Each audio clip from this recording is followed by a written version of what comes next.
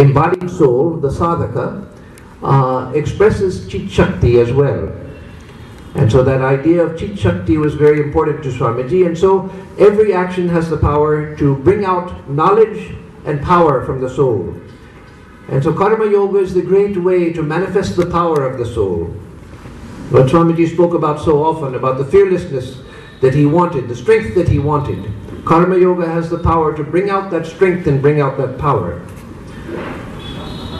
So there's no, for Swamiji, that is the nature of work itself. Now let me, by way of concluding, let me say that there are different ways of practicing Karma Yoga. I won't be able to go over all of them because that itself is a huge subject. But basic ways of practicing Karma Yoga. One way is to practice Karma Yoga itself. There are some people who think Kechid aham baddho vimuktasyam iti matram. That is, they just have the idea, I'm bound and I want to be free. And that's enough. So I practice Karma Yoga just as Karma Yoga. Not mixing jnana, bhakti, raja, but just I'm bound and I want to be free. And I know that bondage comes from asakti, attachment. So let me be unattached in the midst of my action so that I become free. So that's some, and you find that is a difficult path, but possible. That's what mainly the Buddhists did. They had meditation and other things too, but their main path was the path of non-attachment in the midst of action, including in their spiritual practice. And so that's why Swamiji pointed to the Buddha as an ideal Karma Yogi, because he followed the path of Karma Yoga, even seeking liberation for the welfare of others, not for himself. Even his spiritual path was unselfish. So tatpata katora, that path is difficult, but it's possible. So another way of practicing is practicing Karma Yoga from the standpoint of Raja Yoga, that is the path of meditation. Here you use work as a means for developing concentration. That is, when you work, you develop the power of concentrating on the work that you are doing. So you develop the power to concentrate on what you're doing. If you have to cook, if you have to take care of a child, or whatever it is you have to do, if you have to go to the office and handle different things, to use work as a means of controlling the mind. That itself brings unattachment, non-attachment. Because if you're focusing on the work itself, you're not thinking, what am I going to get out of the work? That's the problem in Karma Yoga, is attachment to the fruits of action, not attachment to the action. So in Karma Yoga we have to learn to attach the mind to the action, but not to the fruits. If we're attached to the action, not to the fruits, then we find that the asakti is not a problem. So by learning to use the work in front of us as a means for concentration,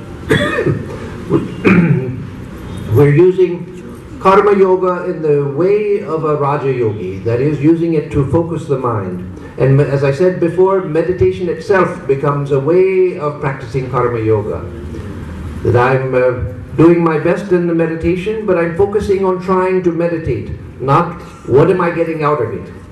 Am I advancing? Am I becoming better? Am I becoming a great yogi? No.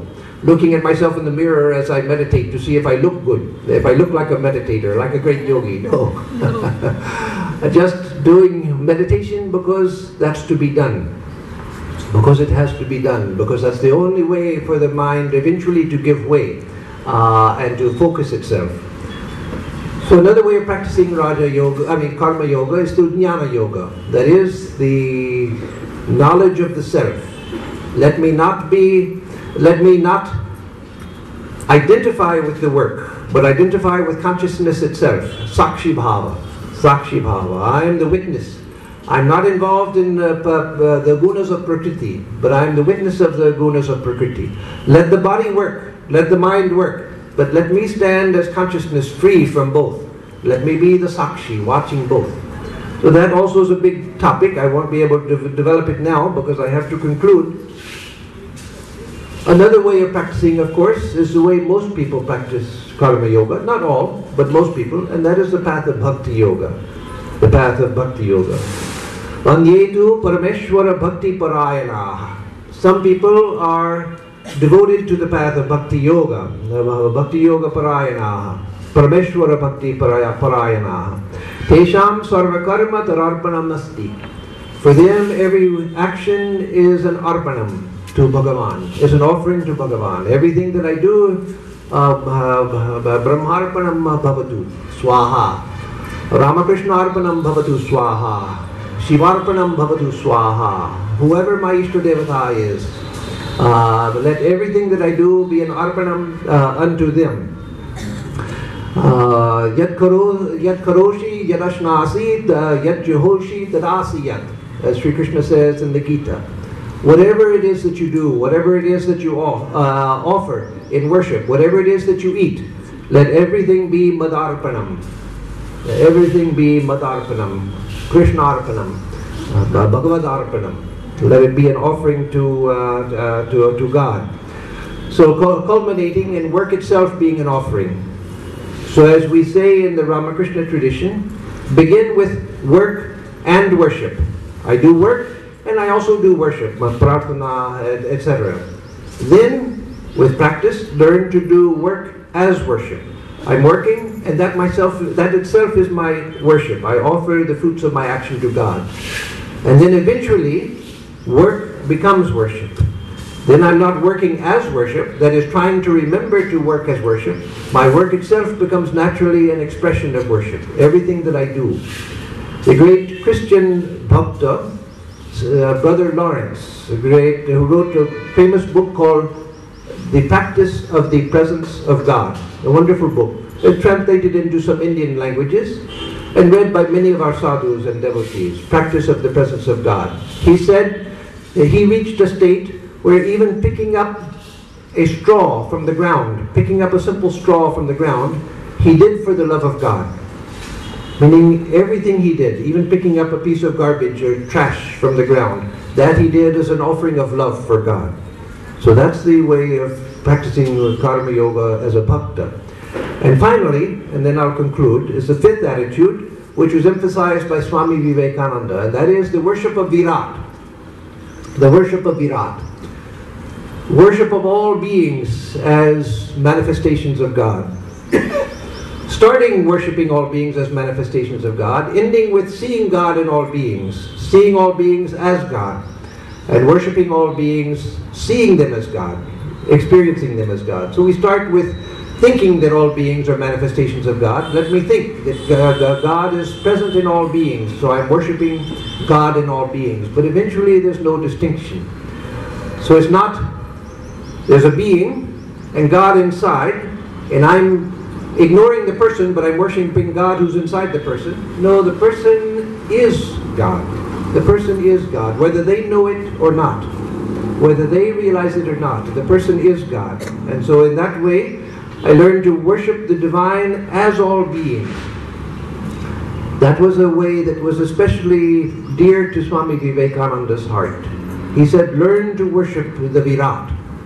The Virat means the Samashti. To worship God as all of this, to see everything as God. When I first came to training center, when again Brahmastaranji and I were brahmacharyas together in Bellarmat, 1975, I used to see that the brahmacharyas, if they touched something with their foot, they would salute it like that. If they touched somebody with their foot accidentally, then they would touch the person and salute like so. If they touched the table with their foot, then they would salute the table. Then one day I saw them touch the trash can, where you throw dirty things. They touched it with their foot, and the brahmachari touched the trash can and went like that. And I thought, no, that's ridiculous. Trash can doesn't know, trash can is dirty to begin with. Your foot got dirty by touching the trash can, not the trash can getting dirty by touching your foot. But then I thought, no, that's a beautiful idea. That God is in everything. Everything should be respected. And so that I'll conclude by reminding you of the story of Holy Mother. When Holy Mother was in her village, and a village woman was, elderly woman, my age, was sweeping the courtyard. After she finished sweeping, she took the broom and threw it in the corner. And then Holy Mother called her and said, no, my dear, don't do that. You know how much work the broom does for us, how much good it does for us. You go and salute the broom and put it in its place properly. Everything should be given its proper respect. And the woman said, I've lived for over 60 years and I never heard of saluting a broom, jharu. I learned something new today. So that attitude, let us imbibe that attitude. Then everything becomes karma yoga. Everything becomes, we respect everyone and respect everything because everything is filled with the divine presence.